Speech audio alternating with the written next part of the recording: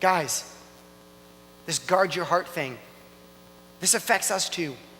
We try to be all macho and strong. We got feelings. I cry, you cry, we all cry. Guys, you don't date a girl until you've done a couple things. You've asked God if you can date his daughter. You ask him, can I date your daughter? Are you okay with this? You figure out your relationship with God first. And then as you're looking at girls, you guard your heart. And here's two things you can look for. First, is she at a place where she realizes that her beauty and her worth is not in the way she looks? Because if she's still there, she needs to mature, and you don't need to be dating her. Secondly, is she committed to learning from an older woman? Because if she's not committed, if she's not mature enough or wise enough to realize that she doesn't have it all together and that she needs to learn from an older woman, she's not ready to date, and you need to back away. Back to the girls. If you're in a relationship right now, talking about the giving too much too quickly, and a guy who claims to be a believer of Jesus ever says to you the words, we're engaging in this physical activity because I love you, he's lying. He loves himself, and you need to get out. You need to get out, or you need to tell him to repent and change his action. End of story. There's no debating these. Guard your heart. Now, little side note here. We're going to get extremely practical because I like practicality, and I think this stuff is kind of helpful, and I think it's kind of funny, actually. I want to talk about a couple ways where we can guard our heart very practically. This is, I think, deals with relationships that we're thinking about, relationships that have hurt us, or relationships that we're in right now. You want to guard your heart? Here's one of the things you can start doing immediately. Don't Facebook stalk.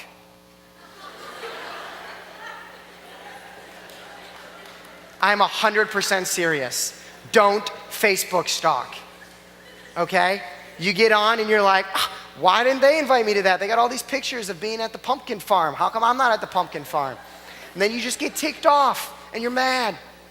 Girls, I'll just pick on the boys. Boys, some babe walks in. We're like, I want to date her. Okay, we already talked about that. That's a bad idea. Okay, but we see her, she's like, she's super hot, I'm gonna Facebook friend her. You get on there and like 8 other dudes have Facebook friend her. They're writing on her wall, they're saying stuff, and you're like, oh man, now I'm all screwed up, okay? Did I come, did they, oh, you start asking all these questions, no good, stop Facebook stalking, okay? It'll improve your life immediately. Secondly, don't text back. Just because somebody texts you doesn't mean you have to text them back, okay? Girls, yeah, let's clap for that one, it's a good one. Ladies, I heard somebody say this once. I thought it was a great point. The moment that texting relationship begins to affect the rest of your day, you need to address the issue. You got that? The moment that texting relationship begins to affect your mind, your heart, and everything you do, you need to address it. Dudes, if you're addicted to texting some girl but you don't want to commit to her, stop texting, throw away your phone, or date her. Understand? Okay? Good. Don't text back. Okay, number 3, I love this one. Don't unintentionally be in the same place, okay? You know how this works. You're like, girls, he breaks up with you, and I'm so sorry, I really am. Unless if it was good for you, then I'm not. But you know he's gonna be at the game, and so all of a sudden you're wearing things up to here, okay? When it's like 50 degrees outside, all right? And you've got a V-cut that's like barely a shirt, all right? And you know he's gonna be there. And then he doesn't say anything to you. You go home and you're like, well, I'm just gonna cut a little deeper. Not the right answer. All right? Don't unintentionally, I don't even know anymore. Just don't be in the same place if you need to. Number 4. Take a break. Take a break. It's one of the wisest things I've ever done in my life. And it took me like 4 years to understand that. Well, I guess I was 22. It took me 22 years to understand this.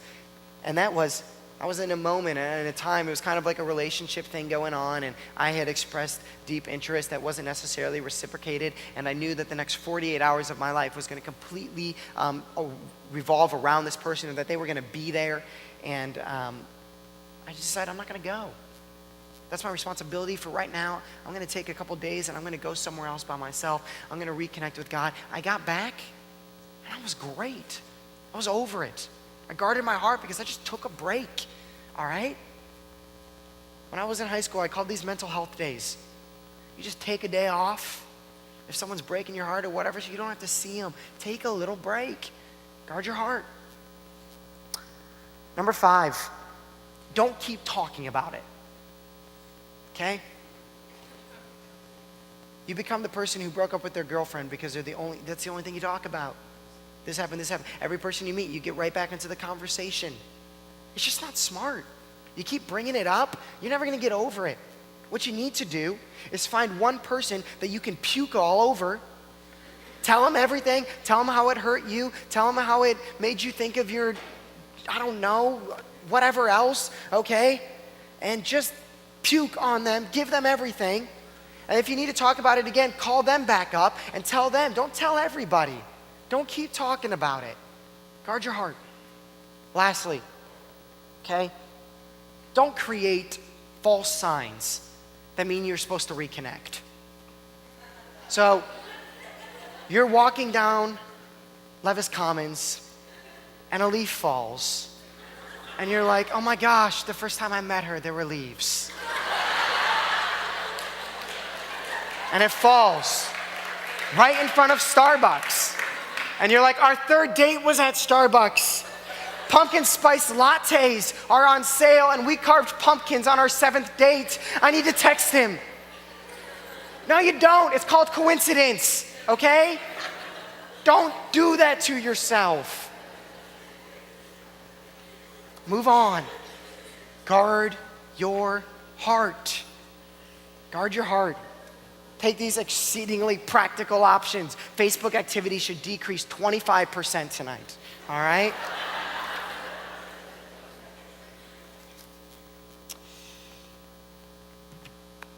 We need to be selective about what we offer, about who we engage with. It's wise. It really is. And as high school students, you guys can begin to just be a lot wiser, I think. I can too. We all can. And who we engage with and what we offer to them. I think it'll stop you from getting pwned in the future. I want to shift gears a little bit. I'm just going to ask for the next couple minutes, you just kind of focus in with me. Because as good as godly, biblical wisdom is, there's another side to this. To be in relationship means you're going to get pwned. Each of us could tell a story about a family member, a boyfriend, a friend, dumped, cheated, betrayed, hurt, lied about, whatever it might be, who pwned us. And it hurts deeply. And that's going to happen throughout life. Look at Jesus. He lived 30 years perfectly. The last 3 years of his life, he spent healing people, saving people, feeding people, doing all sorts of amazing things. And in that 3 years, his brothers and his mom said he was crazy, pwned. One of his closest friends betrayed him to the point of death, pwned. One of his other closest friends denied even knowing him, pwned. 3 of his other closest friends failed him in maybe his greatest hour of need, pwned. And Jesus, as he's sitting on the cross, utters 2 words that teaches us how we deal with the pwned relationships of our past. He says, forgive them. Forgive them. 2 of the hardest words to hear. Forgive them. Yeah. Forgive the person who walked out. Forgive the person that lied. Forgive the person that cheated. Forgive the person that pwned you. Forgive them. And why do we forgive? We forgive because God participated in the most lopsided, unreciprocated relationship ever.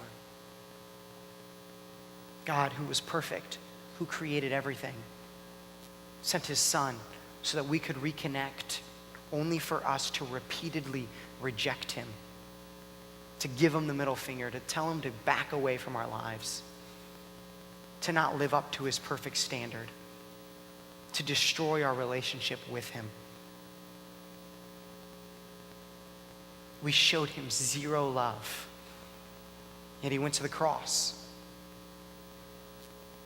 He died, experiencing excruciating pain. He took on your sin and my sin. He went to the grave and he resurrected to symbolize that sin and death had been defeated, that he had forgiven us despite our rejection of him. And because Christ forgives, we can forgive. I'm going to invite Krista and the band to come up quietly. And as they do, I just want to talk to you guys for a couple more minutes as they get ready for this next song. I think some of you tonight need to experience some healing.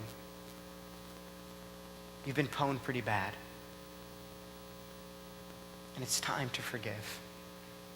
It's time to be healed. Some of you, maybe you've pwned somebody else. And it's time to pray for the courage to ask for forgiveness, to own up to what you've done. Some of you, potentially tonight, you came in and you were incredibly, and you are desperate for a meaningful, purposeful relationship. You want something more real than what you have right now. Your relationships with your friends don't seem all that meaningful. They might be fun, but you want to push it deeper. Maybe some of you tonight, you look at your relationship with God and it feels like it's not existent. And tonight is the night you rekindle that relationship, or you start it for the first time because you've heard and understand that Jesus forgives anything we do and invites us back into a relationship with him. During this next song, you guys have an opportunity to just hear from God. Let him speak into your heart. Let him whisper into your life. And maybe tonight is going to be a night where you're going to experience some healing, some forgiveness, some restored relationship, or maybe the first time you experience true relationship with God, because my hope for each and every one of you is that you experience a relationship with Jesus that is as real to you as your closest friend. It feels just like talking to a parent, a boyfriend, a girlfriend, a close friend. It's that intimate and that close. That's my hope for each of you. Let me pray for you guys. God, thank you for these students. I thank you that you've brought them here. And God, there's no doubt in my mind that I want them to be wise, and I want them to be selective, and I want them to guard their hearts, and I want them to intentionally engage instead of just randomly doing it. But ultimately, God, I want them to deal with some stuff that might be in their lives. Maybe they're in need of healing tonight because a family member walked out, a boyfriend or a girlfriend left them brokenhearted. Friends have betrayed, lied, gossiped, whatever else, and they're feeling alone. And tonight, instead of feeling alone, what they need to feel is your overwhelming healing presence and power in their lives. That you are going to set them free tonight by the most powerful relationship known to man, which is our relationship with you. So God, I pray that you would do business in their hearts. Regardless if they walked in here completely apathetic, completely turned away from God, completely antagonistic to you, that maybe you have opened up their eyes and they're going to experience the grace and the power of Jesus, that because of nothing we've done, but because of your love, you consume us with a new way to live. We experience forgiveness. We experience new life. experience healing. Father, I pray that you would bring that tonight.